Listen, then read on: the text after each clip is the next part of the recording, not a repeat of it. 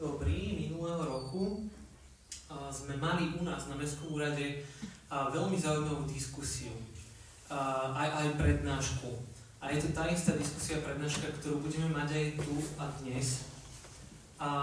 Zaujalo nás natoľko, že sme si povedali, že stojí za to zdieľať širšiemu okoliu obyvateľov a možno sa pozrieť z iného uhla na to, v akej dobe žijeme a pozvať k tejto debate odborníka. A poviem vám pravdu, že nečakali sme, čo vtedy v októbri, keď pán primátor s pani prednostkou zavolali pána Mikloška s touto diskusiou k nám na úrad, nečakali sme, ako budú deti reagovať. V tej dobe, v ten deň sme mali na úrade 100 detí z 3 škôl základných, sereckých. Deti počúvali, prebiehalo to úplne prirodzene ako štandardná prednáška, ako bude aj o chvíľu, avšak potom v anonymnej diskusii, do ktorej budete mať možnosť sa zapojiť aj vy, cez program Slido, vám ešte poviem, že ako to bude možné. V anonymnej diskusii sa deti pýtali nie že zopár, ale desiatky otázok v témach, prečo sa moja spolužiačka napríklad reže, prečo otec ubližuje mamine, neviem, čo s tým mám robiť, viete mi poradiť. Boli to naozaj ťažké otázky, ktoré deti kládli a verím, že aj po dnešku možno pochopíme aspoň o trošku hlbšie, že prečo tieto otázky vznikajú a odkiaľ pochádzajú. A k tomu má aj vám pomôcť táto prednáška a vzájomná diskusia. Som veľmi rád, že je tu dneska s nami aj pán primátor, inžinier Ondrej Kurbel. Vítajte, pán primátor. Hneď vedľa neho sedí pani prednostka, doktorka Denisa Bartošová. Vítajte. A ste tu vy. Pre vás sme pripravili aj dnešné poobedie, podvečer, tak verím, že to bude pre vás obohacujúce. Pár technických vecí. Počas tohto večera sa budete môcť pýtať cez aplikáciu Slido a konkrétny kódik, ktorý vám vyhodím na obrazovku, keď skončí prednáška. Takže kľudne si píšte vaše otázky, ak nejaké vzniknú a budete môcť do debaty prispieť aj vy.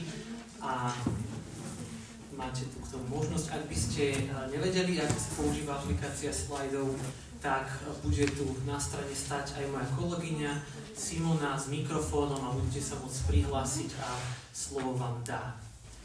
Takže za mňa je toto všetko. Pán komisár, vítajte ešte raz a slovo vám všetko.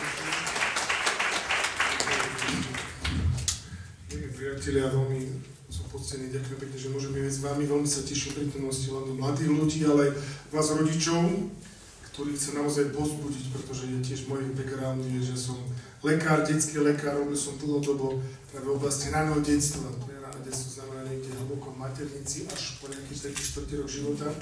Veľa skúseností mám práve v oblasti, som spolupracoval pre Úsmev ako dar s deťmi, ktoré naozaj zažili ťažké situácie. Plus teda mám sám 4 deti, som detko, mám 3 deti, 3 vnukov, takže tieto skúsenosti snažím dať sklobiť do niečoho zmysluplného. Samozrejme v spojitosti s tým, čo teraz robím v rámci úradu komisára. Čiže toto sú témy, ktoré chceme rozobrať, ako súvisí naše duševné zdravie, mobily, bezpečie a v čom to naozaj ľudí, že je absolútne nezastupiteľné. To na úvod chcem povedať a povzbudiť všetky ľudí, čo sú tu, že naozaj sú nezastupiteľní v živote dieťaťa. Majú oveľa väčšiu úlohu, ako všetci odborníci okolo neho, pretože rodič je ten absolútne kľúčový, ktorý to dieťa sprevádza a ktorý naozaj mu dáva tie základné veci, ktoré potom, samozrejme dieťa na to nadstavuje, ale chcem oceniť a naozaj poďakovať prácu všetkých rodičov. Na Slovensku je cca 972 824 detí. My sa snažíme robiť také motto, že aby deti ostali deťmi. To naozaj vytvoriť prostredie, ktoré to detstvo charakterizuje, aby mohli zostať naplno. Je 100 rokov detských práv, 100 rokov toho, čo sme si povedali, že teda chceme na dieťaťu to najlepšie, čo máme. Lebo detstvo, to je menenie, sa menil pohľad na dieťa všetkými možnými smermi, ale my chceme chcieť dať deťom to najlepšie, čo máme. Čo je toto najlepšie, čo máme, o tom trošku diskutovať, hlavne v dobe, lebo dneska sa hovoríme o najlepšom záujme dieťaťa. Čo je teda ten jeho najlepší záujem? Jeho najlepší záujem mobil, alebo jeho najlepší záujem niečo iné? Čo je vlastne najlepší záujem? A toto trošku my sa snažíme vytvárať také spojenstvo, do ktoré pozývame spojenstvo pre deti. Základné posolstvo, a to je posolstvo ešte z úsmevom ako dar, a to je posolstvo aj mladým, a to často deťom hovorím, z akéhokoľvek detstva pochádzate, vždy máte šancu byť nesmierne, nechcem že úspešný, to je zlé slovo, ale žiť zmysluplný život, byť dobrý rodič, mať dobrú prácu, fungovať, byť človek, ktorý pomôže druhým a tak ďalej, tak ďalej. To sú obrázok všetkých detí, teda všetko sú to bývalí domováci.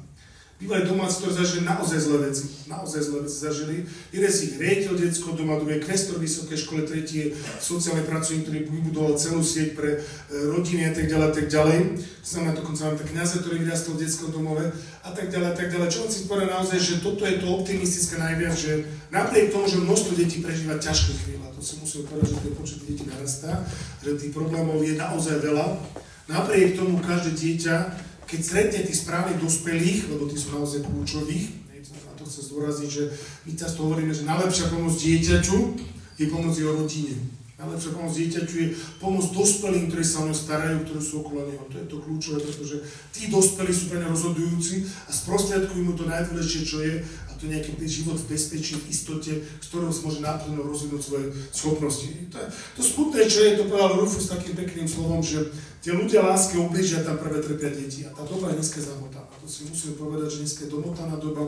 To, že čo sme si pred 100 rokmi hovorili, mnohí sa naozaj veľmi zlepšili.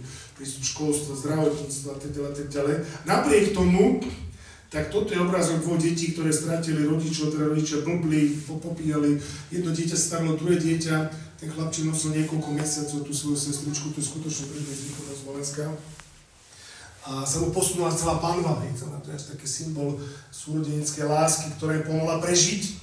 Čo tým sa povedať, že naozaj situácia detí sa zhoršuje, to musíme povedať. A riešenie nie je v tom, že budeme burcov na poplach tam, kde nemáme, ale riešenie v tom, že naozaj pomôžeme deťom vybudovať jeho mikrosvet, a do toho mikrosveta hlavne patria rodičia. Pri všetkej teória všetkých ideológií, pre všetkom tie rodičia sú absolútne nezastupiteľní. Trochu sa začnem tým, že naozaj dneska bežíme najhoršiu pandémiu na svete zažívame, a to nie je ani COVID, ani nejaké iné infekčné ochorenia, to je pandémia duševných problémov. To je pandémia, ktorá začína dneska obrovská, tie čísla sú zlé. To je naozaj u dospelých. Je paradoxom, že nestúpajú také všelijaké demencie, schizofrénie, také ťažké ochorenia, čo boli z minulosti. Dneska vstúpajú reaktívne poruchy. Reaktívne poruchy znamená, tak ako žijem, to, čo prežívam, to vplýva na moje duševné zdravie a dneska to nazval niekto, že doba úzkosti, doba strachu a doba depresie. Toto je to, rastie to 31%, tie čísla sú dosť zložité získať, u detí najviac, čo je zaujímavé, najviac detí ničí dneska stres, ktorý prežívajú. Nie bežný stres, ten je normálny, ten nevadí nikomu, ale toxický stres. Toxický stres je taký, že bude obrovský. Normálny stres je, keď sa beje nejaký test do tejto miesta, začne to štekať, my sa zlatím, vyskočím na stoličku, ale rýchlo to prežijeme a za chvíľku je psych pokojný. Keď sa beje hladný lev do miestnosti, tak začíname naozaj toxický stres mať, lebo vieme, že neranejkoval, jeden z nás asi pravdepodobne bude ho ranejky. A to je teda situácia, ktorú nevieme prefungovať. To je jedné možno stresu, ktoré prežívame, to nie je až tak veľa. Zažijeme veľmi ťažkú životnú udalosť.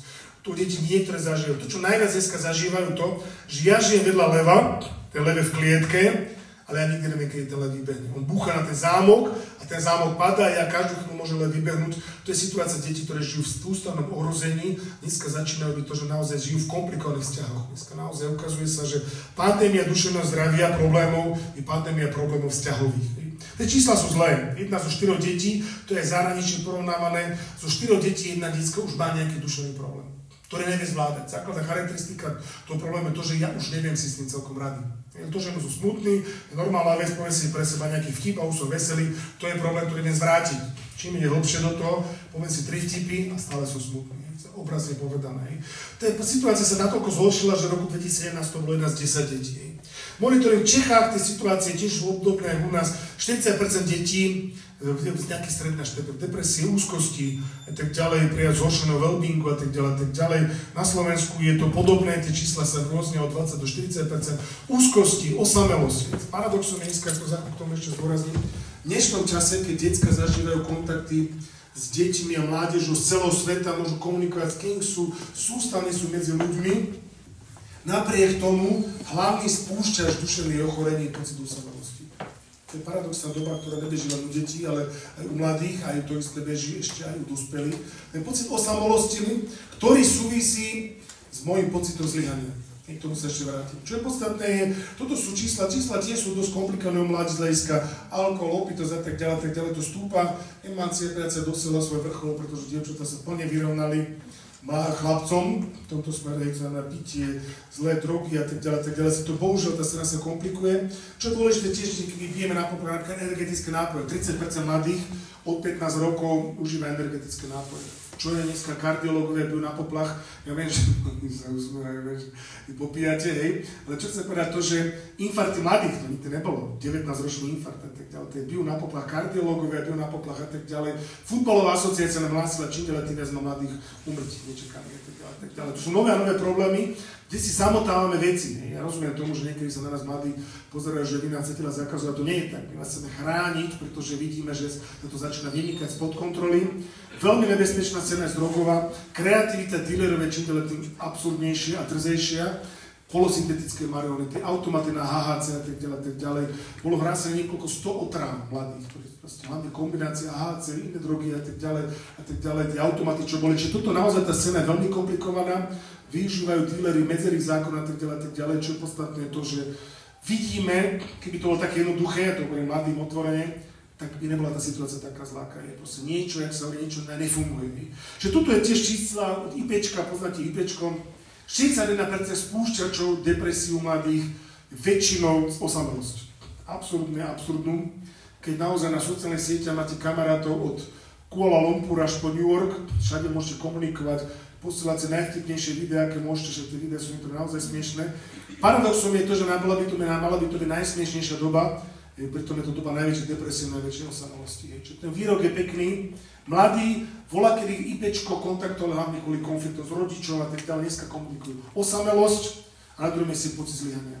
Keď sme robili teraz taký výskum, osamelosť, pocit zlyhania boli základné psychické problémy, ktoré mladí sa báli. Najviac sa báli, a to zase dospeli na memento, rozpadu rodiny. Najviac mladých sa na Slovensku bojí, že sa mi rozpadne rodina, že sa moji rodičia rozvedú a tak ďalej, tak ďalej. To je vec, ktorá si my musíme mladí, tí starší na tým zamyslieť, ale samozrejme súvisí pocit zlyhania. To sú dnešné mladí ľudia, ktorí dneska fungujú. Na tom obrázku vidíte mladého chlapca, ktorý má krásne svaly, keby som ja také mal, bol by som na sebe veľmi pyšný. Čo mi hovorí môj rozum je to, že mám 30 cm svaly, 4 tehličky a tak ďalej. Čo je problém? Našich mladých, a teda nielen mladých, ale aj dospelých valcujú emócie. Čo hovorí tomu mladému emócia? Never tomu, to nie je možné. Ty taký nikto, už by si nemohol mať také svaly. On uverí tomu, čo vidí v tom zrkadle.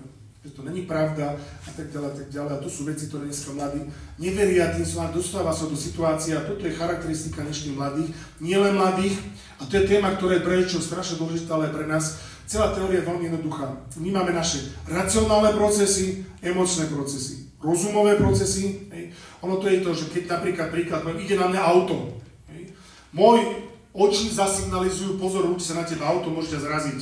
Tu mám taký malý orgán, ktorý sa volá, že amygdala, to nie je podstatné, ktorý rozhoduje o tom, či som v veľkom ohrození alebo malom. Keď som malom, tak povie môjmu rozum, rob niečo, bráň sa, tak rozum si zapíše číslo, keď ma zrazilo to auto a tak ďalej. Nakon sa rozhodním, uskočím, lebo to auto sa ku mne blíži. Keď je to veľmi blízko to auto, tak čo robí amygdala, povie chlapči, toto mojich už nemáme čakať na tvoje rozumné rozhodnutia, hodí to všetko do emocionálneho systému, ktorý vyvodí stres, ja odskočím ani neviem ako. A to je tzv. Emočný systém, ktorý nás tiež chráni, ktorý súvisí s našimi emóciami, ktorý je na pamäť srdca, hej, ktorý keď normálne funguje, komunikuje s emóciami, komunikuje s ráciom, hej, ono to je také, príklad poviem, že učí sa do školy, to mladý zažil, ja som to zažil tiež, nabiflím sa všetko, teda normálne sa naučil, pozerám na škaredo učiteľ, v tej chvíli má pocit ohrozenia a zabudol som všetko, čo som sa učil. To je to, že to sú komunikácia racionálno-emočná. U detí, ktoré majú veľký pocit ohrozenia stále, čím ďalej, tým menej zaplňajú rozum do tohto celého rozhodovania. A to je to, čo na všetkých, jak sa ľudo hovorí, šlak triafa, že títo naši mladí, ale dospelí už nepočúvajú.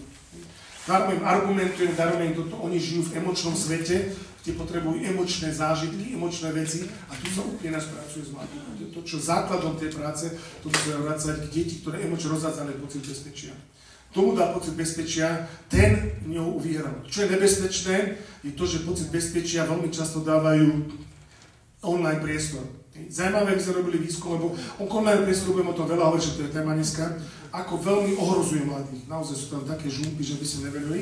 Sme robili situáciu takú, že čím menej mladí ľudia, alebo deti dôverujú dospelým, základ rodičom, ale aj učiteľom, niekomu, tí viacej veria online priestoru. A v online priestore, okrem obchodných zájmov, veľa dobrých úmyslov tam nie je. Čiže to naozaj musíme povedať to, že preto je dôležité dôverujúci človek, ktorý vytvorí bezpečie, ideálne rodič, ak nie rodič, tak potom to môže nastúpiť veľmi výrazne učitelia, vychovateľia, ľudia, ktorí sú pri ňom. Aj odborníci tam hrajú veľkú rolu, ale tu zdôrazňujem naozaj, že tí učitelia, tí, čo sú pri ňom, hlavne rodičia sú nezastupiteľní. Deti, ktoré komunikujú s rodičmi veľa, majú do veľkú obrovskú výhodu. Aj keď sú niekedy podľa rodičov nezmyselné debaty, ak som ľudov povedané, ktoré ale to emočné ubezpečenie dieťaťa umožňuje riešiť jeho problémy. Dieťa, ktoré sú v sústavnom ohrození, nevyrieši svoje problémy. To znamená, toto je naozaj dnešný problém, že emócie, typite si, čo je emócie, čo je rozum, a prerastajú cez hlavu. U týchto detí je charakteristické veľa vecí, hlavne pocit ohrozenia. Pocit ohrozenia znamená čo? Ja keď sa cítim ohrozený, tak reagujem. Utekám, útek znamená, režem sa, krájam sa, bohužiaľ samoráči za chvíľku každú statistiku idú veľmi výrazne hore. Hej. To je to, že ohrozujem samého seba, lebo sa nenávidím, alebo som agresívny. Útočím doprava, doľava, to je tá vonkajšia agresivita. To je môj pocit ohrozenia. Keď pocit ohrozenia opadá, lebo sa cítim bezpečí, vtedy môže začať fungovať niečo iné. Deti, ktoré sú ohrozené, sa nevedia učiť koncentrovať. To je problém, ktorý dneska poviem vašim učiteľom, ktorých znávam väčšinou z nich naozaj klobúk dole, majú mimoriadne ťažkú situáciu, lebo tieto situácii učiť dieťa, ktoré sa cíti ohrozené a čím ďalej tí viac mladých sa cíti ohrozených, je takmer nemožné. Samozrejme, čo je smutné, a to je taká mladých ľudí, je to tá vlastníka mladých, ktorí sú sedíš tu v predných radoch, ani si neviete predstaviť, ako rýchlo vám to uletí. Ja som bol nedávno v takom veku, jak vie, dneska som detko. Uletí to rýchlo, čo chvíľa budete rodičia a vy budete odozdávať to, čo máte. A nič nevedáte po dieťaťu. Ak si popracujete, a to bezpečie sa vám podarí znovu získať dieťaťu bezpečie. Ak sa vycítite ohrozený, budete dať ohrozený. Dokonca sa ukazuje, že násilie sa až do 60% prenáša. Ak dieťa zažil násilie a nikto si nepracoval, lebo to je to ak. Ak si niekto pracoval, ak našiel človeka, ktorý dôveruje, ak odpustil, žije nový život. Ale ak neodpustil, ak žije stále v tom hneve, bude prenašať ďalej to, čo má. To je to, čo dneska bohužiaľ, to sú zákonitosti, ktoré fungujú. A čo je podstatné, toto sú samovraždy. To je naozaj veľmi zlá scéna dneska. Každý 40 sekúnd je samovražda vo svete, každý 8 sekúnd pokus o samovraždu. Vidíte, prvý graf, to sú dievčatá, musím bohužiaľ konštatovať, dievčatá sú na tom oveľa, väčšie dopady sú na dievčatá v tejto chvíli. Dvojnásobne horšie samovraždy, dvojnásobne horšie agresivita voči sebe hlavne a tak ďalej. Ale aj tak 15-18 roční mladí ľudia nejakým spôsobom veľmi často rozmýšľajú. Tu je taká tá veta, 1800 detí mesačne, to IPčko mi povedalo, 1800 detí mesačne hľadá na internete výraz chcem sa zabiť. To je doslova trúsa. Oni robili vynikajúcu vec. Na výraz chcem sa zabiť, nachystali prvú pomoc pri tej situácii. Tu vieme dneska, to je odborný pohľad, že tí korene, čo máme my dospelí, sú niekde z detstva. Prečo to tak je? To je ten štvorhľadník smrtiaci, ktorý základ je naozaj dole rodina. To je naozaj rodičovská rola, to je to, čo naozaj spoločnosť musí oveľa viac podporovať rodinu. Rodina je absolútne základ, ne preto z nejakých ideologických dôvodov, ale pretože sme nič lepšie nevymysleli. Niekto odhadol, že 40 000 generácií takto fungovalo, ako my fungujeme, aj základ rodiny, kde je muž a žena. Tak toto je to, čo dáva dieťa, to, čo môže dať normálnym spôsobom. Dneska sa hovorí o teórii normálneho rodičovstva. Normálny rodič, ten, ktorý dostatočne nasycuje potreby, nie je ideálny, toto dieťa do istej miery vyhralo. Deti, ktoré sú ohrozené tým, že teda necítia bezpečie doma, hľadajú to bezpečie inde a to samozrejme je veľmi zložitá plocha, veľmi často. Na to nasledá COVID, to poviem naozaj za chvíľočku, ako COVID nám likviduje, už dneska nelikviduje, ale čo spôsobil. Na to je teda to, čo je naša hlavná téma, sú digitálne technológie. To je poviem taký škaredý výraz prúser, to, čo sa dneska beží, to, čo dneska je. Na to všetko nasleduje to, čo trošku, že tá vrcholnosť naša za to zodpovedná, tí naši činiteľia, nechcem práve vrcholoví politici a lokálni a tak ďalej, to je ten vonkajší počet ohrozenia bezpečia. My sme napríklad robili výskum, kde sme zistili, že väčšina mladých má obrovský strach zo smrti. Pritom tá smrť samozrejme nehrozí nám každý deň, je to samozrejme zložitý fenomén, ale potom sme si uvedomili, že počúvame správy, tá vojna, COVID, toľko umrite, nikto z našich vládnych o tom nerozpráva, čiže to naozaj nám vyšlo, že tá deti majú pocit, že si my nerozprávame. Naozaj. Čiže veľmi oceňujem a pozbudzujem dospelých rozprávať sa s deťmi o všetkom možnom. Naozaj. To má obrovský zmysel, keď sú mladí, keď už nechcú, je potom horšie. To ako sa svetková dieťaťu, tak sa chová ku svetu. Čo je ten problém toho celého? Je, že vytvárame deťom toxický stres. Toxický stres som hovoril ten, ktorý už dieťa nezvláda. Hej. Čím sa pýtali mladých, čo je najviac trápi, a 42% slovenských detí má najväčší strach, že ma odlúčia od jedného alebo rodičov. Toto je pre nás dospelý veľké memento. Pri všetkých zložitých situáciách v rodine, tiež som zažil zložité situácie v rodine, neodsudzujem nikoho, kto naozaj prešiel aj komplikovanými situáciami, lebo veci predstav sú. Na druhej strane je to základ, je to nájsť riešenie v každej situácii, ktoré to dieťa neublíži. Ktoré mu zachová tú istotu, zachová mu, dieťa nestratí jednoho rodiča, oboch rodičov, to už je vynímanie. Tam dneska štatistiky rozpadu rodiny sú zhruba 50%. To, čo je problém, a to riešime u nás na Oraji, sú tie dlhotrvajúce deštrukčné rodičné problémy rozvodov, kde, poviem škaredo, keď sa dvaja dospelí pošalia. Keď si zle robia, dieťa nástroj pomsty. Mladí to zažívajú. Máme už dneska nám rastie generácia, to je mladých, pozbudzujem priznať nejaké stretnutia mladých, kde vyrástla, zažili katastrofické rozvody a dneska sú schopní o tom rozprávať svoj zážitok a budúcu na poplach, nerobme toto, lebo to naozaj je. Tie štatistiky, ktoré pri tých nepodarených komplikovaných rozvodoch 47% detí má následky dlhodobé. Toto je. Korona kríza, to je pre nás dospelý taký, to je jeden veľký nemecký súdca, čo robil s rodinnými súdami veľa a snažil sa robiť, keď už rozvod musí byť, aby bol aspoň civilizovaný a neublížil dieťaťu. Toto je známy výrok, keď sa rodičia hádajú a jeden vychádza ako víťaz, tak dieťa prehralo. To nechcem nikomu do morálky vstúpiť do ničoho, to je len objektívne konštatujem, že naozaj to pre dieťa mimoriadne náročná situácia, ktorú zažíva. Korona kríza, to sú čísla, ktoré narastli, 30%, no tak ďalej to išlo hore, a poďme našim mobilom.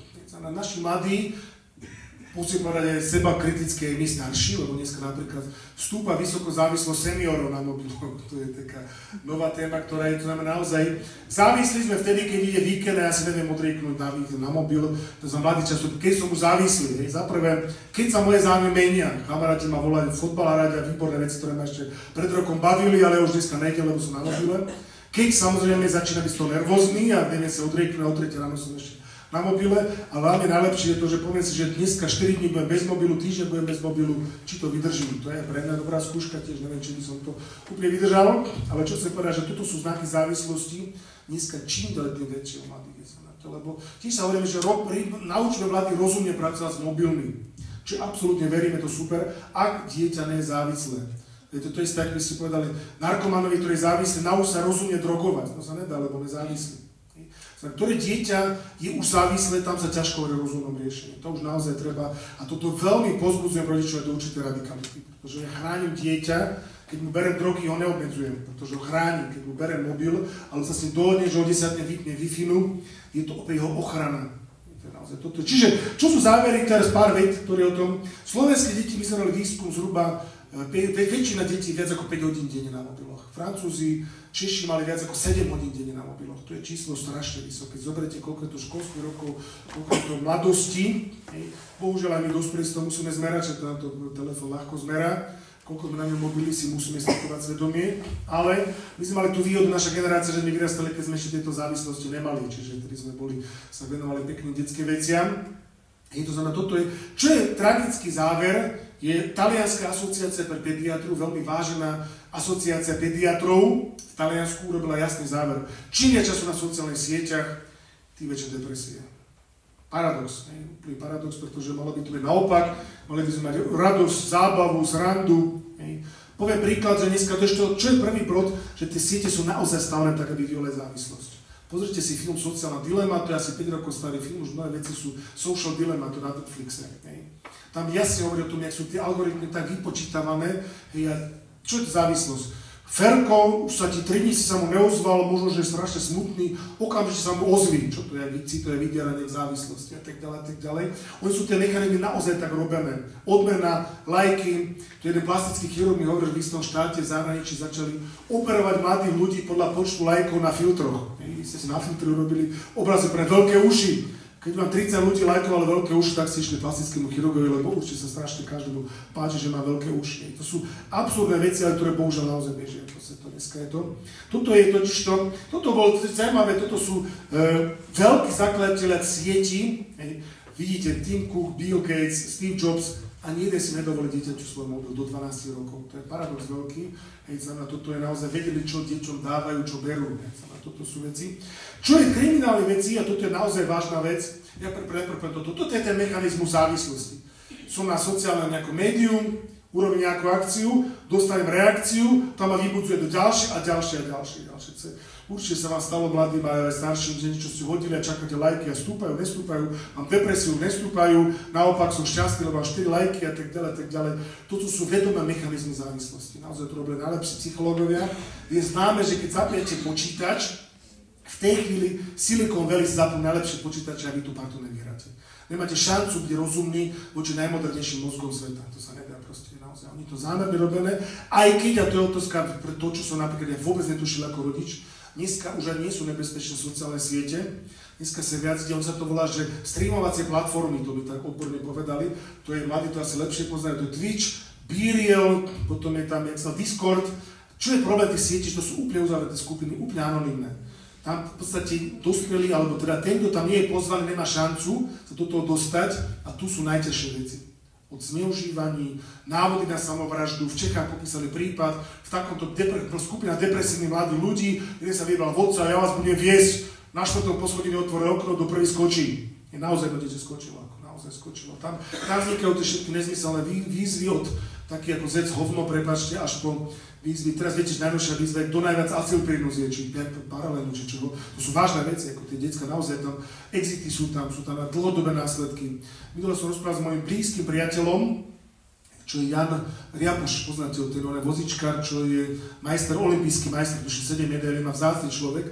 Mi hovorí, že veľmi narastá počet mladých ľudí handicapovaných po nedokonaných samovraždách. Už do 15% detí je dneska takých, ktorí majú nejakú formu postihnutia, ktoré si nemôžu normálne fungovať. To číslo nenarastá tým, že by sa viac rodilo postihnutých detí. Najviac narastá to číslo tým, že mladí po nevydarných samovraždách a tak ďalej sa dostajú do tohto stavu, že nevedia, ako fungovať. To naozaj. Čiže tie čísla sú naozaj alarmujúce. Toto je Česká republika, to požičané od profesora Stránskeho.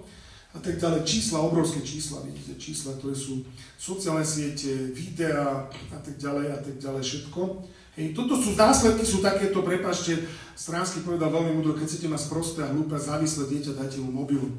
Drahá závislosť na heroíne je neurologicky ukazateľná, presne tá istá na heroíne, to je tá istá závislosť, takisto silná, takisto je to nelátková závislosť, ale presne takisto silná, takisto funguje. Znamená, to sú naozaj veci, ktoré sú veľmi vážne a tieto deti, hej, to na ľudstvo hlúpne, klesá nám IQ a tak ďalej, súvisí to s depresiami, ktoré nastajú a tak ďalej. Toto je experiment, ktorý dneska s mobilom sa dáva, ktorý ukazuje pozornosť detí, ktorí sú, lebo dneska začína byť nový fenomén, že deti sa dostávajú až do stavov určitej takej izolovanosti, až určitej takej autizmu, pri tom, že matka alebo otec si nekomunikujú hlavne kvôli mobilom. 75% narastla dneska úrazovosť detí kvôli mobilom. To je veľmi vysoké narasty.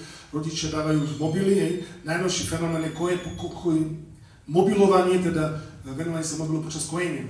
Dieťa chce zamilovanie pozerať svoju mamičku, ale mamička zamilovanie pozerať do mobilu a dieťa nevie, čo má robiť. A nerozumie tomu, čo sa robí.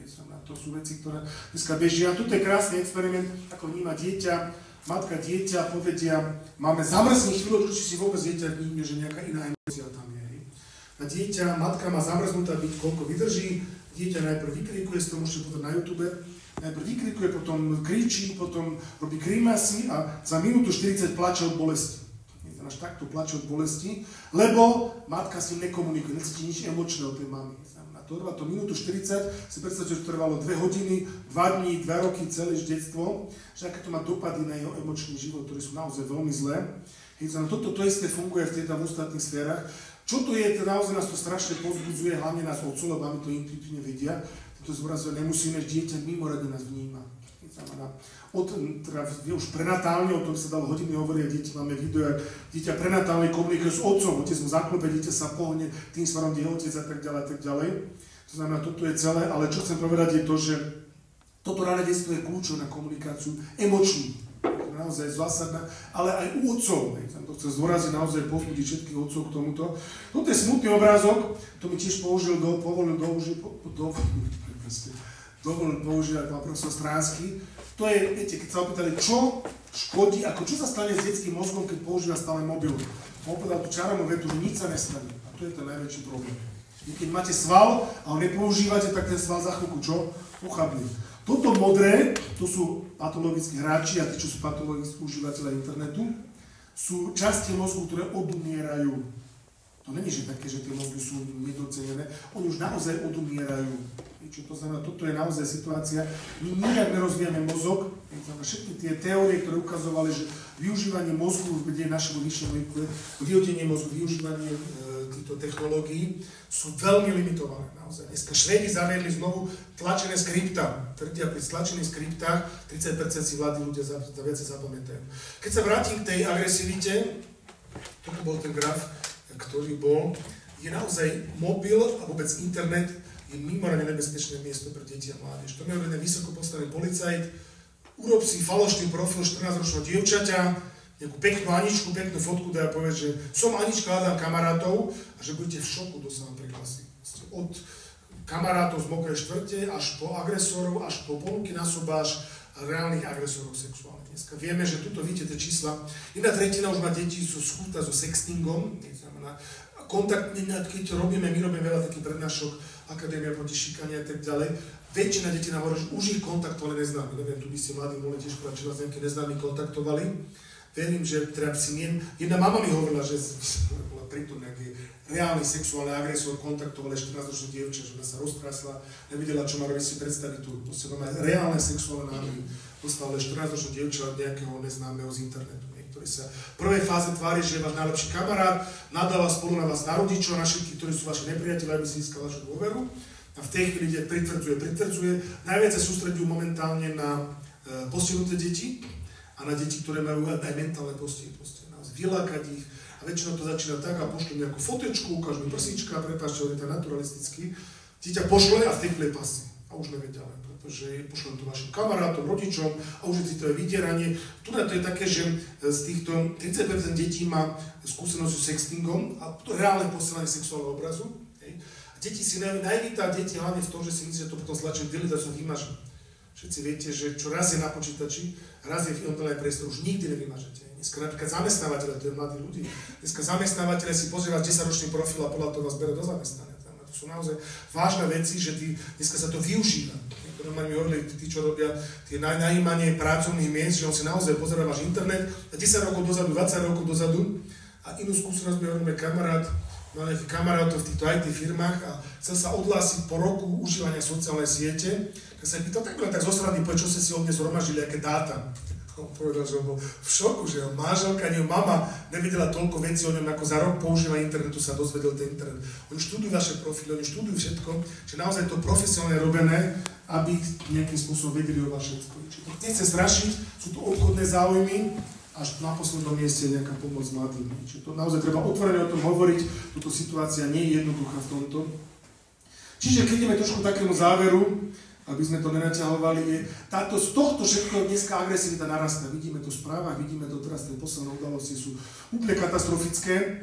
Keď naozaj nezačneme piť na poplach, minimálne na tých lokálnych úrovniach. A lokálna úroveň, samozrejme, piť na poplach aj medzi politikmi, že toto správanie politikov je neakceptovateľné, lebo to šíri agresivitu v celej spoločnosti, a to myslím celé spektrum politikov. Ani nemyslím na nikoho konkrétne, od opozície až po koalíciu musí začať inak komunikovať, ale to už je ich problém. Náš problém je to, že musíme aj mikrosvet dieťaťa naozaj skúsiť nejakým spôsobom ináč vybudovať. V mojej rodine, v mojej škole, v mojej obci, v mojom meste, táto lokálna úroveň má obrovský zmysel pre dieťa. Ak sa dieťa cíti, to je to, čo robiť, keď to je to. To je to, že chrániť dieťa pred toxickým stresom. Zaujímavé, že 69. to je koľko rokov, nejakých 60 rokov dozadu, povedal Bowlby, čo bol zakladateľ vzťahovej teórie, zásadnú vetu. Ľudstvo nebude mať duševné zdravé deti, ak nebudú mať vzťahy.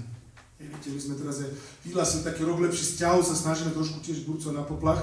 A Matej Čitol, druhý génius českej psychológie, povedal, dieťa, ktoré nebude mať istotu v tých vzťahoch. Ten dodáva istotu dieťaťu, tomu sa pripúta, ono nachádza bezpečie. Ideálne je to rodič. Hej, naozaj, a tu sa dá zabrať v každom veku a naozaj veľmi pozbudzujem rodičov, ste absolútne nezastupiteľní v živote dieťaťa. Napriek tomu, že sa môže byť veľmi zlý, nič neexistuje také, čo sa dalo napraviť naozaj. To sú moje skúsenosti detí. Máme často situáciu, deti, ktoré našli si vzťah. Táto jedna dievčina, ktorá naozaj po ťažkom rozvode, kde otec naozaj robil hlúposti, si odpustili a dneska nejaký vzťah hľadajú. Nie je to ideálny vzťah, napriek tomu si nejaký vzťah našli. Že aspoň minimálne to dievčina s ním komunikuje. Čiže to naplnenie vzťahové väzby je rozhodujúce a najväčší stres pre dieťa je ten, ktorý je odlúčený od blízkych osôb. Funguje to už prenatálne, to chcem veľmi zdôrazniť a chcem zdôrazniť ešte jednu vec, že už prenatálne naozaj dieťa prežíva vzťahy, nechcem ísť do detailov zase, ale dneska chcem pozbudiť hlavne otcov, pretože sa ukázalo, tie posledné teórie sú veľmi jasné, dieťa sa inak pripútalo k žene, ženskej postave k mame a k mužovi. Má to každé svoje špecifika, to pekne charakterizuje, že matka dáva teplo, otec svetlo. Samozrejme, sa doplňame, tá spolupráca je naozaj najideálnejšia, ale dneska vieme, že dieťa potrebuje aj takú postavu, aj takú postavu. A keď chýbajú, bohužiaľ, čiteľe deti vyrastá s jedným rodičom a to hovorí klobúk dole pred tým rodičom, čo sami vychová svoje deti, ale aj takto dieťa tú druhú stranu nejakú potrebuje. Trénera, dobrého učiteľa, dobrého niekoho, duchovného niekoho, kamaráta, niekoho starého otca, niekoho, alebo opačne už je to isté. Ale toto naozaj dneska vieme, že to doplňanie mužsko-ženské je extrémne dôležité pre dieťa. Na posledné, čo chcem tomuto povedať, je zaujímavé, že Američania robili taký veľký výskum, ktorí rodičia najviac chránia svoje deti pred duševnými problémami. Zaujímavé vyšlo, že vyšla klasika. Všetky tie moderné štyri, to nehovorí, že sú zlé, ale ukázali sa ako rizikové pre dieťa. Najkvalitnejší výchovný systém bol milujem to dieťa, to je tá ľavá ruka, bezpodmienečná láska, práva, dávam mu jasné hranice. To je dneska naozaj to veľká téma, ako dávať hranice, akým spôsobom. Naozaj sa pýtal som sa jedného, čo robil s narkomanmi veľa rokov, kto sú najrizikovejší mladí ľudia do narkomanie. A hovorím, je tak zlé rodiny rozpadnuté, to je najťažšie, ale hneď na druhom mieste boli deti, ktoré nemali nikdy určené hranice. Naozaj toto je naša úloha dospelých. To, že ten mladý prekračuje hranice, to je OK, to je ich náplň práce. A naša úloha je dať tú hranicu, lebo to dieťa sa cíti bezpečne vtedy. Ono vie, keď ju prekročí, že urobilo to, čo nemalo, ale vie, že urobilo niečo, čo nemalo. Keď dieťa nevie o tom, ich neuroticita, naozaj, tie dieťa sú naozaj neurolabilnejšie. To sú dneska posledné výskumy ukazujúce, že aspoň jeden vzťah, ktorý na dieťa zažíva, tiež aj výskumy z domov ukázali, že keď dieťa má jednu bezpečnú väzbu, ideálne, ak má dve, teda mužsko-ženskú, tak môže fungovať, môže prežiť. To je tiež krásny obrázok tohto. Naplnenie, nenaplnenie vzťahov väzby je rozhodujúce pre dieťa. Obrázok, mama dáva pusu dieťaťu a jemu skenografickým sníma mozog. Aktívne časti mozgu sú červené. Vidíte, ak sa zobúdza mozog dieťaťa, len pri tom, že dieťa dostáva pusu od mamy. Toto je to najdôležitejšie rodičovské, dať dieťaťu každodenné zážitky bezpečného prijatia. To je, prepáčte, poviem to na rovinu, v stave, keď je na Slovensku 48 detských psychiatrov, jeden psychológ má na starosti 7 škôl, kde naozaj nikto nepodceňuje prácu odborníkov, ale tie odborníkov je šafrán, strašne malo ich je. To, čo musia naozaj pozbudiť rodičov, oni boli prvoradí odborníci pre dieťa. A vôbec to nie je také nejakým spôsobom, samozrejme iné sú už potom tie vysokoodborné veci, základné veci rodičovské sú naozaj niekedy kľúčovejšie pre to dieťa. Toto, keď dieťa prežíva pri rodičovi, jeho psychický stav lepšie rastie ako naozaj pri mnohých iných veciach, to nechcem to zľahčovať. Čiže k záveru prebehne len toľko to, že toto je naozaj dneska ešte jedna obrazovka, keď sme robili výskum u detí, ktorí mali deti, rodičia dali do domova, tak ukázalo väčšina z nich nie, že nechceli, ale nevedeli ako ďalej. To je dneska dosť charakteristické pre rodičov, nevieme ako ďalej, to znamená. Čiže to pozbudzovať, oceňovať dospelých, pracovať s nimi je extrémne dôležité. To sú len čísla, aby ste videli, koľko na Slovensku psychiatrické ambulancii sú. 23 ambulancii, 3 stacionáre, keď znamená, že naše dieťa, keď má problémy, reálne pravdepodobne, že do roka by sa mohlo stať preháňam to, ale tá situácia reálne v mnohých veciach. Toto preskočíme a záverom chcem povedať naozaj to spojenstvo, je tá kľúčová tá spolupráca pre deti. My veľa robíme preto počúvanie detí, to naozaj dospelí, ktorí majú možnosť komunikovať s dospelými, nielen medzi sebou, lebo to je pre dieťa dôležité komunikovať s kamarátmi, ale to nie je pre ňo liečivé. Liečivé je pre ňo, keď komunikuje s dospelými. Naozaj, to je, treba aj na rovinu povedať, že tie detské kamarátske vzťahy sú výborné, pozbudzujú sa a tak ďalej. Absolútny paradox je minulé psychológovia hovoria, čím ďalej tým viac detí začína mať najlepšieho kamaráta ChatGPT. Tu svete predsa sa už dostali, lebo ten ho pozbudí, ten ho nepodrazí, ten ho bude stále pozbudzovať. Je prípad niekde v zahraničí, kde ChatGPT dovedol dieťa k samovražde. Lebo povedal mu času depresiu, tak dobre, tak toto, keď viete, to znamená, že naozaj to je mozog, ktorý není mozog, no, to je chladná umlá inteligencia. Čiže zároveň, čo chcem povedať, je naozaj to, že My, čo sme sa snažíme ten rok lepších vzťahov, keď zdôrazňujú naozaj ten význam odpustenia, to vidíme naozaj pre tých detí z domovoch, že proste deti, čo odpustia, úplne ináč žijú. Napriek tomu zažili veľmi ťažké veci. Oni sami hovoria, že bez toho odpustenia by opakovali chyby svojich rodičov. To sme s prezidentom vyhlasili takéto rok lepších vzťahov. To odpustenie som už hovoril. To je samozrejme tiež, to si máš tam nepatrí, ale ja vnímam naozaj v tomto celom pre duševné zdravie detí aj vieru ako veľmi dôležitú. Samozrejme nenásilnú, nevtieravú, ale proste viera je v tom tiež veľmi dôležitá. Toto je paradox, pretože pri dnešnom poklese porodnosti bude apríl 2048 sa narodí posledné dieťa na Slovensku, to berte z rezervou, to je skôr vtip, ale porodnosť na Slovensku tak prudko klesá. Toto je predposledný obrázok, prežijú nie najsilnejší a najmilovanejší. To nepovedal básnik, ale molekulárny biológ Lipton, ktorý to zdôvodní až na molekulárnu úroveň. Sedliacky rozum je kľúčový v tomto a toto je takéto povzbudenie, najlepšia pomoc dieťaťu je pomoc jeho rodine, toto je povzbudenie teda aj učiteľom a rodičom, ktorí si niekedy myslia, že to nemá veľký zmysel, čo robia, že to naozaj má napriek tomu, že to niekedy takto vyzerá obrovský zmysel. Tuto je kométa, ktorá bola nad Slovenskom pred pár mesiacmi. Veríme, že nám priniesie lepšie časy napriek všetkým zlým správam. A toto je to poďakovanie detí dospelým za to, že naozaj sú pri nich a im pomáhajú. Takže to je tak asi z tejto strany. Ďakujem pekne a možno potom nejaké otázky, diskuziu. Že to je z tejto. Ďakujem pekne.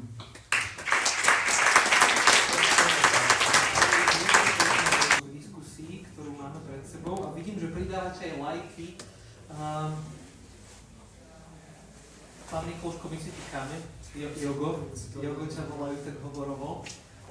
Si lekár, si profesor, človek, ktorý prešiel mnohými zamestnaniami. Čo je ten liek na tieto šokujúce informácie, ktoré sme práve teraz počuli? To znie tak frázovito, naozaj ako dobré vzťahy. Čo môže zachráňovať mladých ľudí, normálne vzťahy, lebo dneska viete, že beží tá teória normálneho rodičovstva, ako to je niečo. Čiže toto naozaj si vnímam, lebo celý ten princíp je v tom, ja keď s niekým, môžem ešte Hasenstein bol nemecký etológ, on povedal takú teóriu, ako reagujú živočichy na stres. A on povedal, že stres to je to, čo hovoríme, že nás normálny stres nevadí, ale toxicky nás zabíja. Čiže ako máme reagovať na toxický stres. Ono existujú behavci, to sú tí, čo utečú. Malí, líška, pes utečú a im jedno, či uteká stríkom, bratrancom, sesternicou, utečie.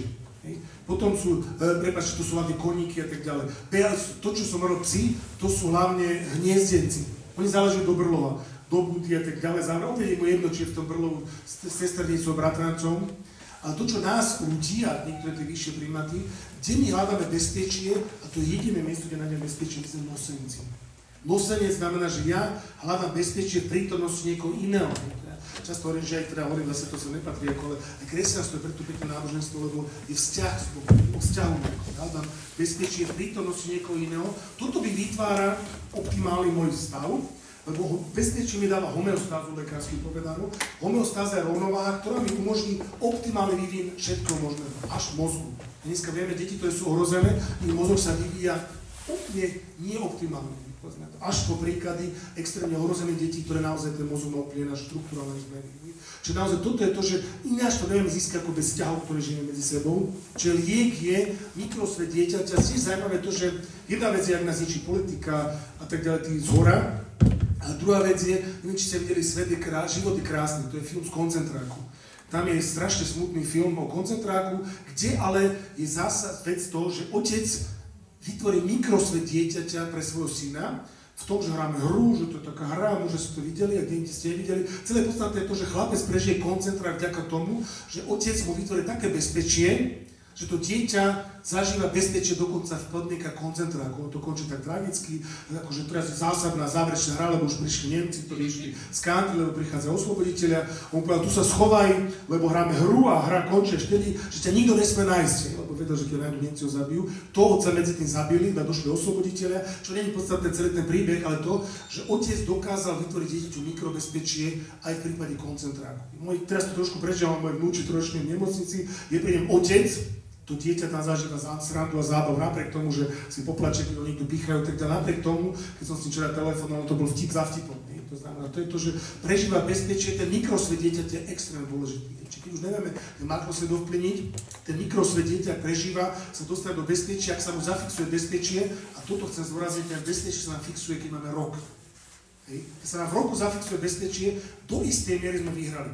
Prehovorá to ešte puberta, hej, to je tiež rada rodičov, keď chcete mať pokornú pubertu, to hlavne mladým, svojich detí, tak vedujte veľa v rannom detstve, tá puberta bude oveľa pokojnejšia. Nie je to vždy tak, samozrejme sú výnimky, ale to znamená, keď sa nám zafixuje v roku neistota, tak musí prísť niekto toto napraviť. A nikto nepríde, no naozaj problém. Z tej neistoty, ktorá sa mi zafixovala, to je taká praneistota, to je také niečo, čo má sústavný hlodá vnútri, či zobrazuje to naozaj, to znie tak frázovito, ale iný nás to nevymotá ako dobré vzťahy, lebo dobré vzťahy nám to bezpečie, bezpečie nám umožní reparovať to, čo bolo pokazané. Jogo, najviac lajkovaná otázka, tiež si túto tému načal, v diskusii je, že ako priviesť mladých ľudí k tomu, že potrebujú odpustiť. Téma odpustenia je veľmi široká, venuješ sa jej, čo si myslíš o tomto? Toto je dobrá téma, my sme začali deti z domovou a začali sme tým, že mne povedala jedna stará riaditeľka, čo robila 40 rokov riaditeľku v domove, zaujímavú vetu a tam ma šokovala, že ona to vidí 40 rokov. Deti, ktoré našli si odpustiť, akékoľvek forme, postupne, naviackrát, a to je ťažké, tak tie zažili nový život. Tí, čo neodpustili, a to je to, čo ma šokovalo, doslova a do písmena, až matematicky presne to funguje, opakovali chyby svojich rodičov. To funguje vo všetkom, to funguje. A jak je to 17 roky, lebo tým sa dozviem, to naozaj platí. Deti, ktoré mali ťažký rozvoj rodičov, ak odpustia, fungujú. Ak neodpustia, majú riziko, veľké riziko, že znovu sa rozvedú. Som zažil, na dievčina, to je, tá začína ten transformačný prenos. Sme raz išli na večer z takého tábora, sme tak nejaký Britne bolo, deti sedeli vzadu a zrazu je to taká 7-ročná dievčina z také rodiny komplikované mi hovorí, že ty Jogo, ja sa asi rozvediem, som skoro avárna mi to povedala. A že prečo? No lebo moja mama sa rozvedla, moja babka sa rozvedla, sa určite tiež rozvedeme. A toto je vec, ktorá, príklad poviem tiež, že veľmi často sa stáva, že mami, ktorý otec bol neverný, hovoria tvojmu synovi, nerob to, lebo budeš to, čo tvoj otec, škaredé slovo, to používajú. Najhoršie je to, že keď stále hovoria, dieťa sa s tým natoľko stotožní, že to fakt funguje a to naozaj sa takýmto spôsobom tie detská rozvíjajú. Že chcem povedať to, že u domovákov to odpustenie, oni prišli s tým, že oni chcú odpustiť. A to bolo strašne silné, lebo si uvedomili, že oni už nevedia ako ďalej. A toto myslím, na tomto treba stávať u mladých ľudí, že oni naozaj nevedia ako ďalej. No, vytvárajú potom všelijaké veci, ktoré my sme z toho šoku dospeli, čo všetko vytvárajú a za ten čas to je zúfalý výkrik, všimnite si ma niekto. Hej. A to odpustenie, ktoré máme taký špeciálny seminár, sa volá Cesta domov.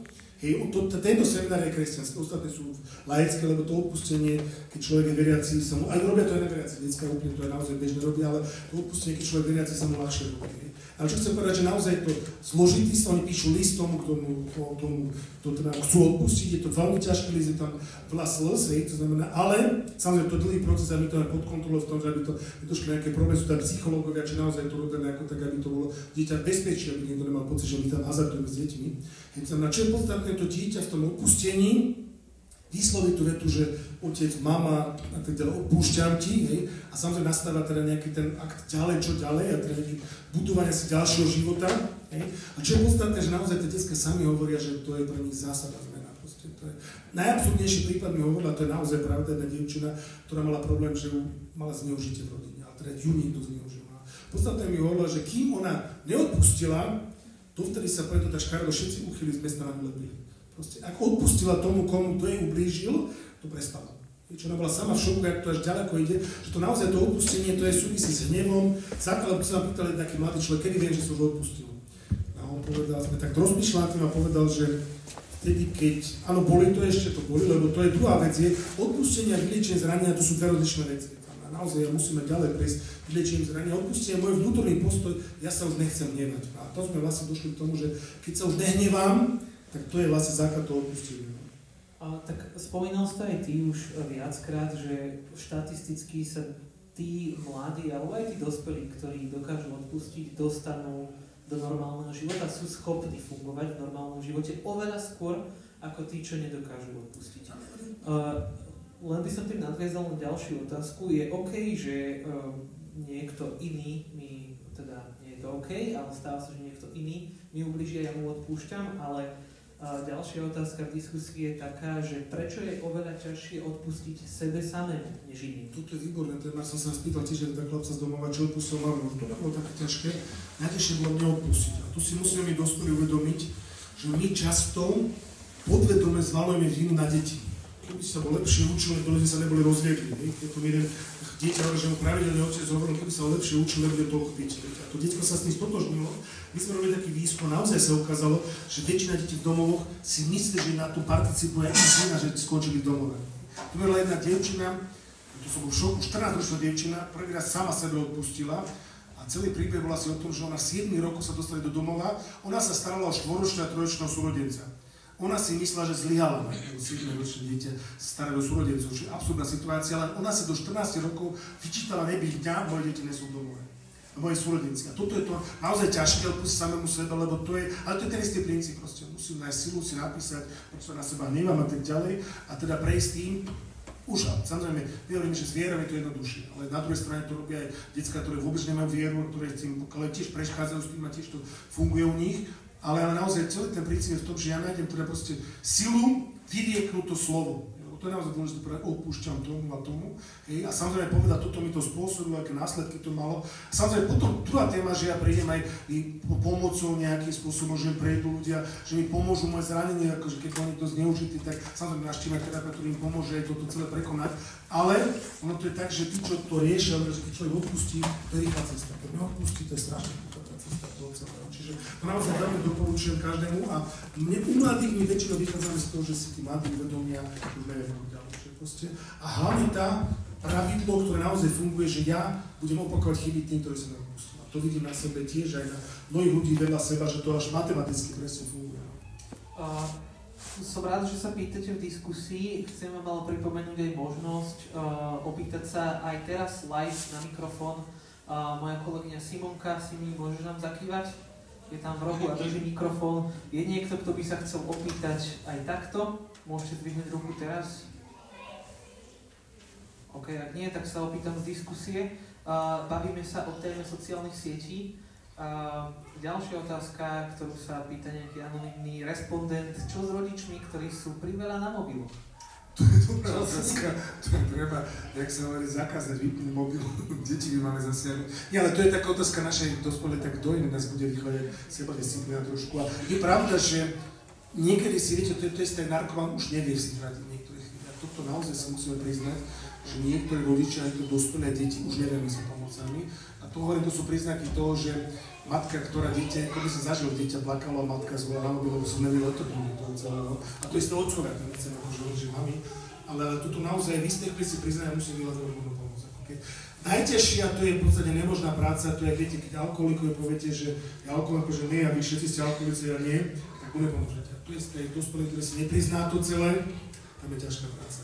Ale na druhej strane naozaj v istých veci priznať, že ja už to neviem sám, tak sú svojpomocné skupiny, sú ambulantné pomoci, je ich málo, naozaj to je dôležité, že samozrejme tuto opäť je väčšinou koreň zakopaný v nejakom konkrétnom skutku, niečo, čo sa stalo.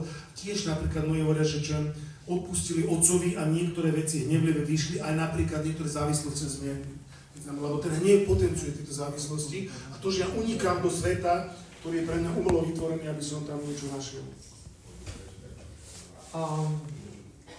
Ďalšia otázka k tejto téme. Prosím, koľko je podľa vás cca dovolený čas strávený na mobile, hry, nie sociálne siete, pre 13-ročného chlapca? Predpokladám, že nejaký rodič sa pýta. Toto je dobré zosúdiť, pamätám si, ale hovorí sa, že do 6 rokov to treba naozaj veľmi mať opatrne. Maximálne nejaká, vieš, že tam bolo 30 minút ako v tých do 3 rokov vôbec, naozaj, alebo len úplne minimálne.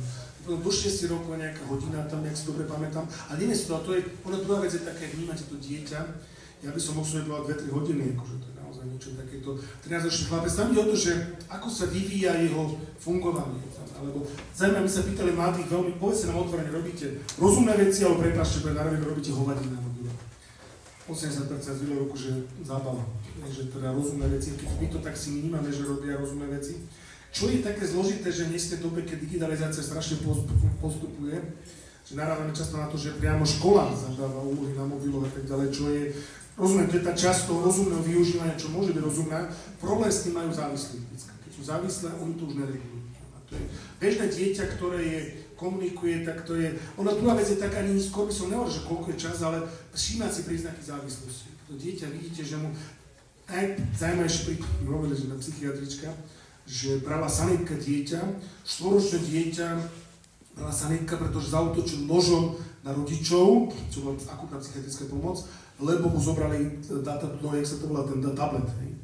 Tým pádom to si viete, ak si predstavíte, bolo to dieťa štvoročne závislé. To, čo je podľa mňa ale až neuveriteľne zlé, to, čo robíme rodičia, často je to, že počas jedálny, počas rozhovoru dáme dieťa do rúk, to je naozaj, ja to poviem národná stresovodná. To je niečo, čo tomu dieťaťu mení celú štruktúru mozgu v tom ranom detstve. Ako sa naozaj tak na to zvykne, tá závislosť raného detstva je mimoriadne silná. Keď rodičia sú v reštaurácii a vyťahnú tablet a nehajú dieťa, aby sa odkúde najedli, to je síce dobré, pretože sa kúde najem, ale pre to dieťa to je katastrofa. Naozaj. To musím narodené povedať, prepáčte tak otvorene, to je naozaj pre dieťa katastrofa. Tie malé deti, keď pozerajú do týchto tabletov a neustále, samozrejme aj spievanko je super, ale keď to dieťa stále pozerá, tak je to tiež niečo, čo už mu mení ako jeho štruktúrálne veci.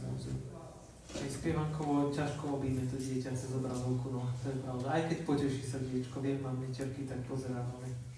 Ale... Ja to som nechcel naplniť, prepáčte, to nevyznalo. Spievanko je super, ako hovorím. Áno. Kreatívne, aj kvalitné kostýmy, všetko spracované. Čiže to len dôrazujem, aby to nevyzeralo, že proti, len to, že to je niečo nastavba niečomu, čo musí byť zákon. Áno. Ďalšia otázka. Okrem spomínaných najbližších vzťahov, o ktorých si teda hovoril, sú aj niektoré plošné riešenia, ktoré by mohli znižovať rizika vzniku závislosti na sociálnych sieťach. Spomínal si teda, že tých psychológov je naozaj nedostatok, psychiatrických kliník tiež málo. Čo aspoň mňa zachytávam z takých štatistík IPčka je to, že tých detských pacientov, až detských, že 5-6 rokov, že pribúda. Že naozaj, že rapidne, že toto je stále viac ohrozená riziková skupina, kde to je číslo rapidne rastú psychických problémov. Maličké deti. Je to naozaj situácia, kde je tých odborníkov ako šafran naozaj. Tam je, jak som spomínal, 7 škôl, jeden psychológ reálne.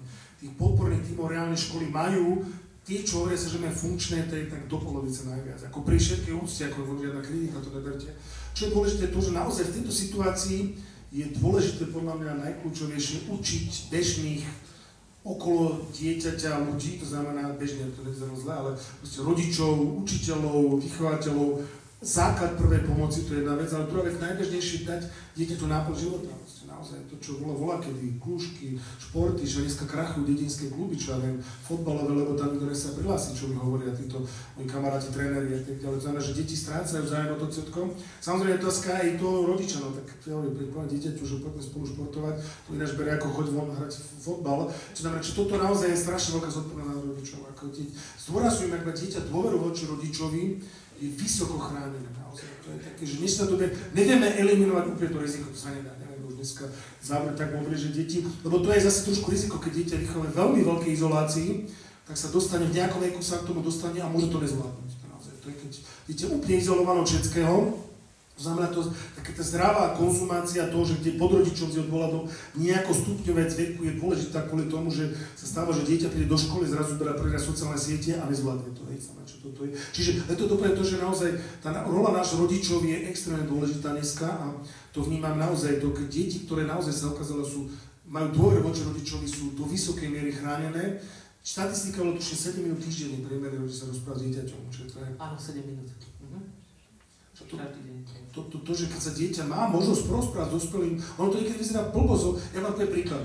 Teraz som išiel po našom Svatom Júri, stretol som tam takú partiu mladých ľudí a vychovateľa, ktoré som poznal. Tí mladí išli nekonečne šťastní, ako som sa čo ste boli v Disneylande, alebo boli si Ronalda pozerať, alebo niečo takéto. A oni mi boli si opekať. A v tej chvíli to bolo fantastické, malé výchoša, ktorému strašne dôverovali a začali jeden fantastický zážitok pri bežnej opekačke. A pre mňa to bolo liečivejšie, tá bežná opekačka s tým vychovateľom, ktorého Marák, zažil tam bezpečie, mali tam srandu, zábavu, nič výnimočné, žiadny Ronaldo, žiadny Disneyland, ale preto dieťa v ten deň bol liečivejší, ako poviem tak obrazne, ako mesiac terapii. Toto zdôrazňujem veľmi výrazne, som lekár, hovorím to všetko s odpovednosťou. Táto chvíle bezpečia s rodičom sú pre dieťa liečivejšie ako čokoľvek iné. Naozaj. Napriek tomu, že nepodceňujem odbornú pomoc a toto naozaj je veľmi, veľmi dôležité. Vrátil by som sa naspäť ešte raz k tej otázke. Hovoríš o tom, že tá rodina a vzťahy sú veľkým a základom tohto celého. Tá otázka bola ale skôr smerovaná v tom zmysle, že plošné riešenia. Je niečo, čo možno osediť? Pán primátor môžeme akože za mesto urobiť? Že nejakú drobnosť, alebo niečo? To, čo myslím, že robí tie kluby, ako dať im priestor, kde môžu fungovať. To je tiež veľmi dôležité, naozaj nejaké športové kluby, kde môžu diskutovať to, čo ja myslím, že náš primátor to robí tu na také vytváranie priestoru pre deti, aby mali možnosť. Ja samozrejme, potom otázka je to vytvárať aj určitú vonkajšiu bezpečnosť. Vonkajšia bezpečnosť znamená aj polícia, aj mestská polícia, je toto, aby deti, proste ide polícia, aby sa necítilo ohrozené, čo samozrejme, a to je bohužiaľ tá situácia je komplikovaná naozaj, to si musím na rovinu povedať, že dneska to bezpečie nám ide medzi prstami, to je naozaj to, čo sme si mysleli dlho, že naozaj tá situácia je zložitá, čiže aj to vonkajšie bezpečie má svoj obrovský zmysel. Aj keď na druhej strane otázka si musíme na rovinu rodičia povedať, dneska nevieme ochrániť to svoje dieťa na 100%, to sa nedá proste. Na tie situácie, ktoré často nastali a neviem si predstaviť spôsob, ako je zabrániť. To znamená, že žijeme v komplikovanom svete, ale na druhej strane to, aby to nevyzerá nejaké strašenie, ale naozaj znamená, rodič musí nejakým spôsobom maximum pre to urobiť a už dneska je ten svet komplikovaný, to si povedať na rovinu. Ďalšia zaujímavá otázka, nie konkrétne k sociálnym sieťam, ale ako pristúpiť ku kamarátskému vzťahu cirkvi, ktorej veľmi blízka kamarátka má sklony k seba poškodzovaniu. Mám z toho kamarátstva obavu. Čo s tým? Ťažká otázka, neviem podrobnosti, ťažko to povedať, ale áno, je to zložitá situácia. Závisí od toho istým spôsobom, tu by som naozaj, keď už ako rodič trošku sa snažil tú dcerku, tú kamarátku vťahnuť do našeho, proste sa s ňou porozprávať, zistiť, lebo keď je to len samé kamarátstvo, tam to môže sa byť zložité. To znamená, netuším, či moje dieťa ešte není proste, či je dosť silné na to, aby prekonalo všetké zložité situácie. No, samozrejme, to je, ja som to zažil často, lebo moje decká od malička chodili s deckami z domov. Ako my sme chodili na všetky možné aktivity a tak ďalej. Bolo to super pre ich fungovanie, ale naozaj sme dosť mali pozor, dávali na to pozor, aby sme stále boli pri tom. Znamená, že naozaj to je taký ten salesiánsky spôsob, že byť pri deťoch. Že toto by som naozaj s tou dievčinou nejak porozprával. Ak to je izolovaný vzťah, by som bol opatrný, to pána Robinu, ja, že by som opatrný, lebo keď sú to tie seba poškodzené, môže to dievčina byť pre tá bezpečná väzba, ale dôležité povedať to, že detské bezpečné vzťahy sú dôležité, ale nepomôžu dieťaťu ako dospeláci. Tam naozaj musí do toho vstúpiť dospelý, ideál rodič, učiteľ, lebo to naozaj tie výskumy ukazujú, že kamarátske vzťahy sú dôležité pre dieťa, čo nejaké komunikáciu a tak ďalej, ale nie sú to tie liečivé vzťahy. Čiže to naozaj tá dcera, aby nedozobrala si väčšiu rolu na seba, ako nezvládne. Ona môže byť aj pomôcť, aj všetko môže to byť, ale bol by som rád ako rodič prítom, nezavolať domov, na čaji, či porozprávať sa, čo sa robí, možno porozprávať sa o jej rodine, môže byť aj pomôcť, ale keď to je len izolovaný vzťah dvoch detí, to môže byť riziko, to na to netreba povedať. K tejto téme by som premostil k situácii na Spiši, ktorá bola veľmi vážna a stala sa, každý sme o nej asi počuli v médiách. Zlyhal štát, zlyhali sme niekde my, zlyhala škola. Ako to vidíš z tvojej pozície? Nerad by som to hodnotil, to není ešte vyšetrené, že to všetko zatiaľ len určite dohady. To, čo sa dá povedať naozaj, je to, že je to komplikovaný problém, práve je komunikácia naozaj. To proste je normálne, aby učiteľ vedel o tom, že dieťa má nejaké problémy. Je normálne, aby rodičia o takéto určité veci vedeli, to znamená, samozrejme môžeme stigmatizovať deti. Že tá otvorenejšia komunikácia je tam asi základ a samozrejme bať vážne problémy detí, ako naozaj to je to, že aká formu zvoliť, znamená, či naozaj to, že dneska sú niektoré deti, ktoré naozaj potrebujú izoláciu. Proste tie reedukačky majú istým spôsobom svoj zmysel, i napriek tomu, že tam treba vylepšiť podmienky, naozaj treba, že to, čo bola tá správa, ktorá ukázala, že treba tam zmeniť tie podmienky, áno, treba ich zmeniť, ale niektoré deti potrebujú špecifické situáciu, špecifické režimy a tak ďalej, čiže to je ťažko povedať, že nechcem to celé predbiehať, lebo tu sa stále šetrí. Je tam veľa otáznikov, to je pravda o tom celom, ale by sa to dať možno vyhodnúť až potom, keď už budú jasné dáta. To isté, teraz, čo bolo tu upálené, to je tiež strašná vec, ja tiež sa nič ešte o tom nevie, čo nechcem to nejako rozoberať, ale tiež to je, samozrejme, za všetkým strší, možno menej z toho upálené, ale tuto strší tá problematika duševného zdravia detí, ako to naozaj strší. Mládenec, všetci vieme, že mal istým spôsobom duševné problémy, ktoré proste spôsobili agresivitu, spôsobili veci. To znamená, on naozaj malo to byť riešené ináč, to malo byť naozaj riešené. Jogo, teraz by som sa tak za seba opýtal. Úrad komisára to nie je malá vec, ty si človek schvaľovaný alebo aj volený Národnou radou, pokiaľ viem. Hýbeš sa aj vo vyššej politike, do toho dejú sa na Slovensku takéto veci ako na Spiši, alebo teraz prípad toho upálenia. Ty ako komisár, Napadol si už niektoré konkrétne veci z tvojej pozície, že si ich musel riešiť a vstúpil si? Veľmi často, my sa snažíme na návrhy, veľmi často nevytvárame riešenie, ale veľmi často povieme, že toto paragrafy, alebo skôr to systémom snažíme, lebo my máme podnety, ktoré riešime a potom samozrejme z toho vyplýva potom nejaké systémové riešenie. Je nás málo, my sme mali urobiť nás práca ľudí, znamená, čiže robíme v rámci našich možností, ale od konkrétnych prípadov prechádzame cez veľa robíme s detskou participáciou ako počúvanie detí, ale tie systémové riešenia. Momentálne veľmi bijeme na poplach pri detí tých marginalizovaných rómskych komunitách, lebo to je téma, ktorá je, možno tu sa nás až netýka, tu na západe, je tu na v istom smere, ale to je to, áno, to, čo sa deje potom hlavne na východnom Slovensku, je pri všetkej úcte a všetkom rešpekte veľmi alarmujúca situácia. Toto je, či my sa snažíme, a to, čo sa my snažíme, ja viem, že to vyzerá možno tak ako nešenie, ale tu nadrezortnú spoluprácu. To, čo je samozrejme dneska je naozaj zložitá situácia politická. Ako to treba narovne povedať, že to, čo sa politici vysielajú signál, ale to aj z jednej a z druhej strany nie je dobré pre deti. Deti to vnímajú, majú to ťažké stavy, to naozaj je niečo, čo by sa politici mali spamätať aj z jedného aj z druhého tábora. Lebo to, čo je dneska sa deje, nie je správne určite. A to hovoríme aj jednému aj druhému táboru, aj opozície, koalícii. Ale čo chcem povedať je to, že naozaj toto sú veci, ktoré treba byť na poplach a samozrejme tých problémov je veľa. To, čo je dôležité, všetko sa začne meniť, keď sa začne meniť kvalita rodinného života. To je naozaj niečo, čo je také. A už úplný základ a na to nasledujú potom ďalšie riešenie. Myslíš si, že keď sa vrátime k téme sociálnych sietí, že nejaká plošná regulácia je cesta? Veľa sa tam uvažujeme. Ak nám dáte niekto nejaký dobrý nápad, strašne radi príjmeme, lebo naozaj poviem otvorene, riešime to veľmi často. Austrália pridala teraz 16 rokov. My sami uvažujeme od 15 rokov, že by boli sociálne siete. Ako to je, samozrejme, čo je problém, je to, že sú to väčšinou siete správované skupiny štátov mimo EÚ, my v to nevieme pomôcť. Hlavne sú dneska tieto hranské, čo sú tieto tričovacie, väčšina ide z Ázie. Sú to anonymné siete, anonymné, hlavne tieto BDL, Twitch, tieto Discord, to sú anonymné siete, kde sa nemusia ani prihlásiť meno, ani adresu. Istý spôsob regulácie sa dá robiť, tam, kde sa prihlasujete. Ale to je hazard. Dneska hazard napríklad je super, že mnohé mestá prijali reguláciu, neviem, či Sereď má reguláciu hazardu. Je to výborná vec, lebo naozaj ten hazard ničí naše mládež. Ale sa presunul na internet, online, kde s tým veľmi ťažko pracujem, pretože sú to väčšinou servery z úplných štátov, úplných vecí, kde sa tá regulácia vytvára. Čiže hľadáme nejaký dobrý nápad, ako to riešiť a je to naozaj, to musí byť veľmi široký nejaký nadnárodný spôsob. Veľmi dobrá vec je tá regulácia prvého stupňa. To naozaj má veľmi dôležité, aj keď nejaký náš výskum na teraz, že 25% detí má dosť vážny problém. Napriek tomu je to situácia, ktorá rodič musí niekedy nepopulárny. Musí nepopulárny, lebo chráni to dieťa.